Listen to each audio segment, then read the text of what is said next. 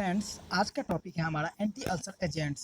यानी these are those agents drugs which are used in treatment of ulcer. तो इसमें हम जानेंगे इसका डेफिनेशन क्या है, इसमें कवर करेंगे डेफिनेशन, पेप्टिक अल्सर होता क्या है, causes, symptoms and drug classifications. ये बी फार्मेसी 6 सेमेस्टर का फार्माकोलॉजी थर्ड का सेकेंड यूनिट का फर्स्ट चैप्टर है। चलिए हम शुरू करते हैं। फ्रेंड्स, अगर आप चैनल पे नए आए हो तो प्लीज़ चैनल को सब्सक्राइब कर देना और बेल को प्रेस कर देना, क्योंकि अगर आप बी फार्मेसी, डी फार्मेसी या फिर बीएससी नर्सिंग से बिलोंग करते हो तो ये चैनल आपके लिए बहुत ही हेल्पफुल रहेगी। चलिए हम शुरू करते हैं। एंटी अल्सर एजेंट्स होता क्या है? दीज आर दोज एजेंट्स और drugs which are use in the treatment of ulcer और पेप्टिक अल्सर। एंटी का मतलब होता है अपोज, यानी किसी चीज़ का विरोध करना, ठीक है। यानी वह ड्रग्स, वो दवा या वह एजेंट्स जिसका हम यूज करते हैं अल्सर को ठीक करने के लिए, यानी पेप्टिक अल्सर को ट्रीटमेंट के लिए। आप जानते हैं कि पेप्टिक अल्सर होता क्या है? Peptic ulcer are open sores sore that develop in the inside lining of the esophagus, stomach, upper portion of small intestine, duodenum। देखो ये क्या होता है, एक ओपन सोर्स है, एक खुला घाव टाइप होता है, ठीक है, जो कि ये एसोफेगस, स्टोमक और डोडेनम में हो जाती है, 3 जगह पे होती है। हम जानते हैं कि आखिर ये है क्या। यहाँ पे आप देख सकते हो, ये है एसोफेगस, ये है डोडेनम और ये है स्टोमक। ये हो देखो क्या है ना, जहाँ पे तो यहाँ पे क्या है ना, ये जो अल्सर जो स्टोमक में हो गया, इसको हम कहते हैं गैस्ट्रिक अल्सर, जो कि डिफेंसिव। देखो हमारे बॉडी में दो फैक्टर होते हैं, एक होता है डिफेंसिव फैक्टर और एक होता है एग्रेसिव फैक्टर। वो हम आपको आगे डिस्कस करेंगे। तो ये डिफेंसिव फैक्टर जब डिक्रीज हो जाते हैं तो हमको स्टोमक अल्सर देखने को मिलता है, हो जाती है। या फिर अगर एग्रेसिव फैक्टर इंक्रीज हो जाते हैं तो डोडेनल अल्सर हो जाती है। और due to reflux of acid, यानी एसिड का रिफ्लेक्शन हो जाता है, यानी हमारे जो स्टोमक में जो एचसीएल होते हैं वो जो रिफ्लक्स कर जाते हैं, यानी पहुंच जाते हैं एसोफेगस में, तो उसको हम एसोफेगल अल्सर कहते हैं। ये 3 टाइप के अल्सर प्रेजेंट होते हैं हमारे जीआईटी में। और ये होता क्यों है? क्योंकि इससे क्या होता है कि ये हमारे जो जीआईटी में जो म्यूकोसल मेम्ब्रेन है उसको डिस्ट्रॉय कर देता है, और उस वजह से जो है ना वहाँ पे अल्सर कॉज हो जाते हैं। हम जानते हैं इसके होने के कारण क्या है। पहले हम ये जानते हैं कि अग्रेसिव फैक्टर और डिफेंसिव फैक्टर क्या है। तो फ्रेंड्स, अग्रेसिव फैक्टर जो कि है होती है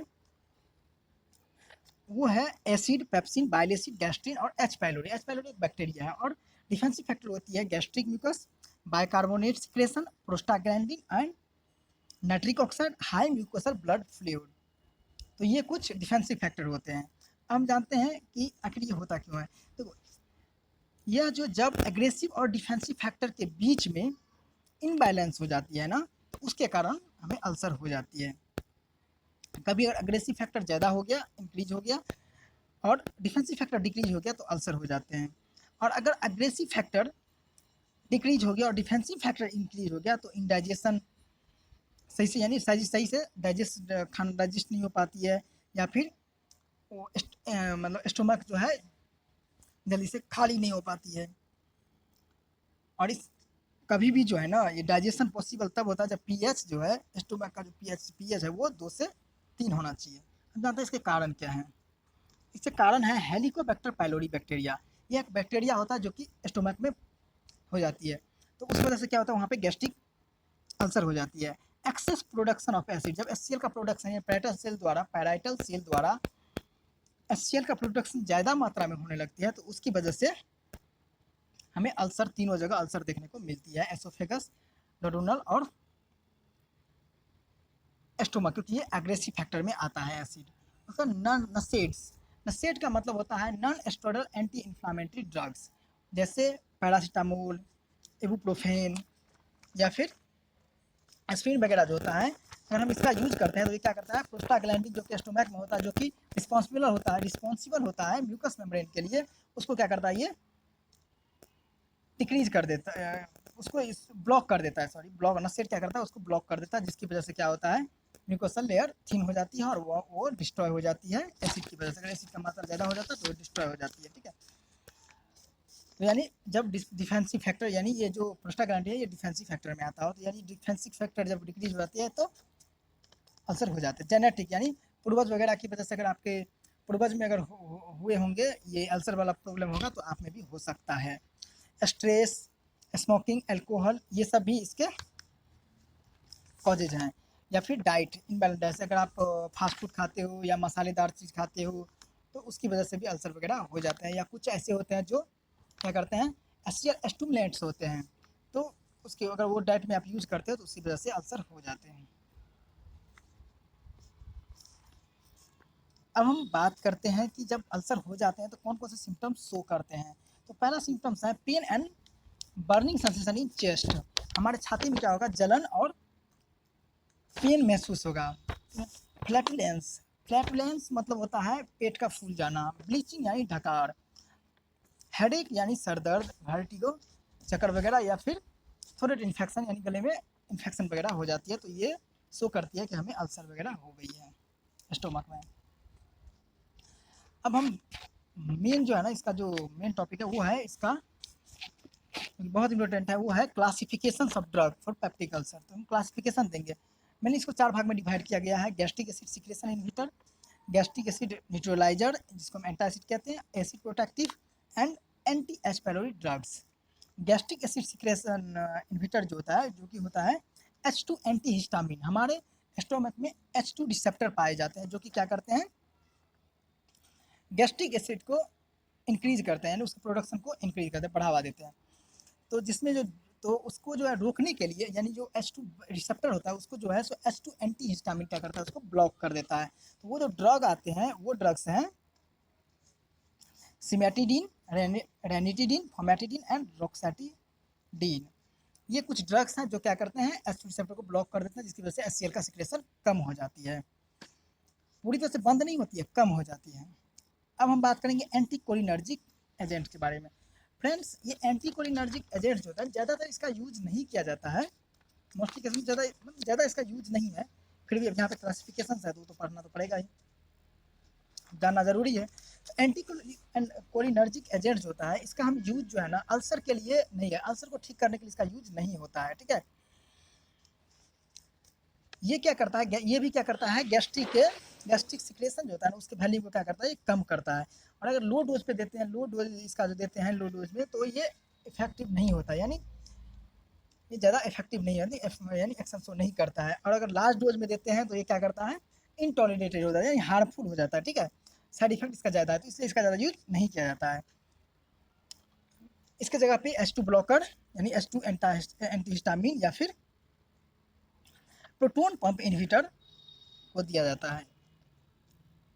हम बात करते हैं प्रोटोन पंप इनहिबिटर के बारे में। फ्रेंड, ये वो ड्रग है जिसका हम ज़्यादातर जो यूज जो है इसी ड्रग का किया जाता है, ठीक है।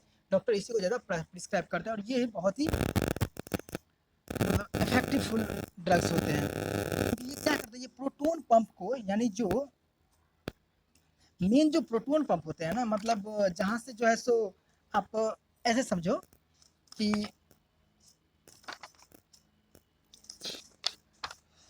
प्रोटोन पंप इनहिबिटर जो होते हैं वो क्या होते हैं कि ये ज़्यादातर यही यूज ही होता है। और इसका ये क्या करता है, ये most potent acid suppressant drugs होते हैं।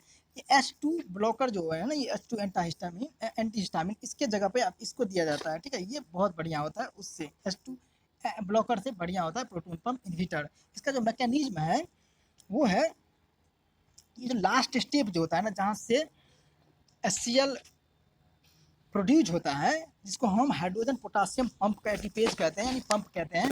हाइड्रोजन यानी H+K+ एटीपेज जो पंप होता है उसको क्या करता है, इरिवर्सिबली बाइंड कर जाता है, यानी पूरी तरह से उसको ब्लॉक कर देता है, जो कि लास्ट स्टेप होता है HCl प्रोडक्शन का। अगर लास्ट स्टेप ही ब्लॉक हो जाता है, यानी मेन गेट ही बंद हो जाता है, तो जिसकी वजह से क्या होता है कि बिल्कुल ही HCl का बनना बंद हो जाता है और ये इरिवर्सिबल बाइंडिंग होती है, ठीक है, पूरी तरह से बंद हो जाती है।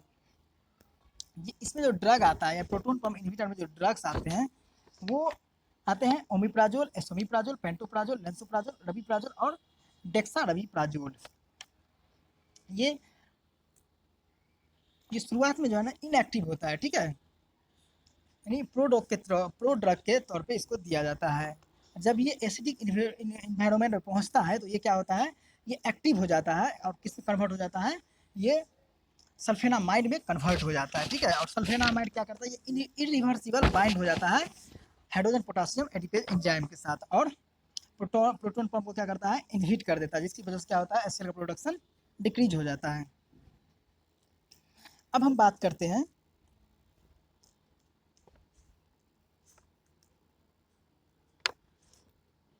Prostaglandin analogue. प्रोस्टाग्लैंड क्या होता है, स्टोमक में पाया जाता है, और स्टोमक में ये क्या करता है, ये म्यूकोसल लेयर को बनाने का काम करता है, यानी उसमें ये बहुत ही इसका रोल होता है। प्रोस्टाग्लैंडिन म्यूकोसल लेयर को जो क्या करता है, स्टोमक को एचसीएल के प्रभाव से बचाता है। तो प्रोस्टाग्लैंडिन अगर किसी वजह से नसेट वगैरह ड्राई, अगर आप non steroidal anti inflammatory drug अगर यूज करते हैं तो उसकी वजह से क्या होता है कि अगर प्रोस्टाग्लैंडिन इनहिट हो जाता है तो उसकी वजह से क्या होता है, अगर म्यूकोसल लेयर अगर थिन हो जाती है और डिस्ट्रॉय हो जाती है, अल्सर वगैरह हो जाती है, तो उस जगह पर क्या करते हैं, प्रोस्टाग्लैंडिन एनालॉग का यूज करते हैं, यानी सिंथेसिस वर्जन जो है ना, सिंथेटिक वर्जन यूज करते हैं।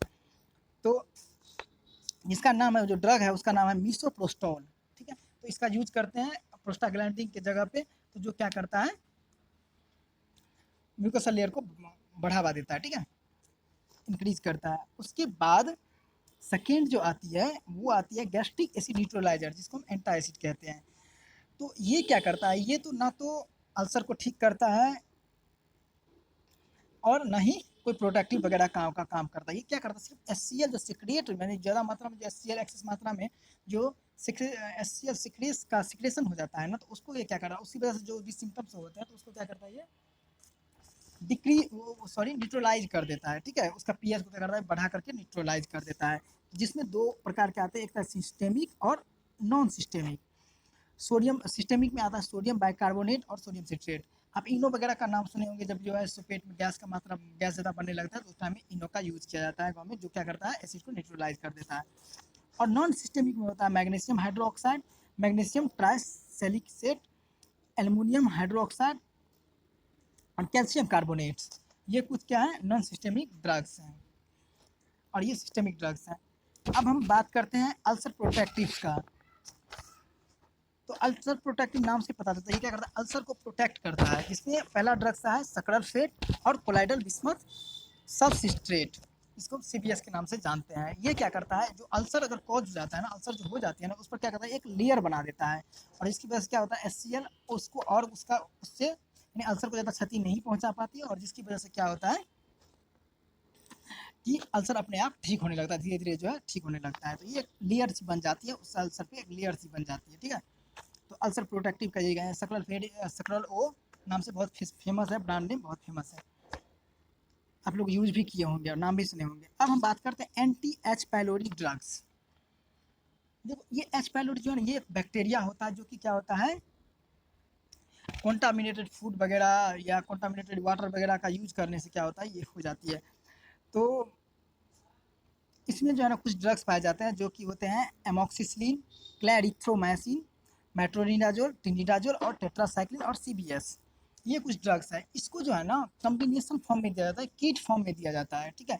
जैसे एमोक्सिलिन, क्लैरिथ्रोमाइसिन और मेट्रोनिडाजोल या ट्रिनिडाजोल के साथ लेंसोप्राजोल वगैरह दिया जाता है, यानी प्रोटोन पंप इनहिबिटर को मिक्स करके दिया जाता है, ठीक है। और इसका इसका जो डोज होते हैं, यानी टाइम पीरियड होता है डोज का, वो होता है 14 दिन का। 14 दिन में 90 to 95% जो है ये एच पाइलोरी जो क्या कहते हैं बैक्टीरिया होता है, ये इरेडिकेट हो जाते हैं।